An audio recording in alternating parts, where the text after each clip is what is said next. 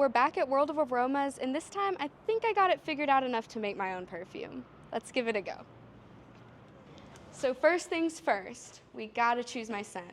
And I already know where I'm going. I love sweet scents and fruity scents, and so that's why this blueberry cobbler is gonna be our winner for today. We have to grab Perfumer's Magic. Cannot do anything that we're doing today without this right here. So next, we got the sweet one. So next we get to choose out the bottle. So this is the bottle, and it is literally gorgeous. Like the decoration, the gold. Are you kidding me?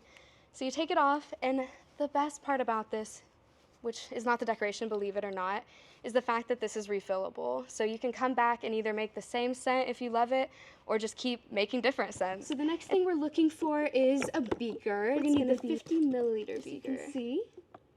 Okay, pipettes, very important. We're gonna need a different one for everything we got going on here. So, one for the Perfumer's Magic, one for the blueberry cobbler, and then one for our sweet scent booster.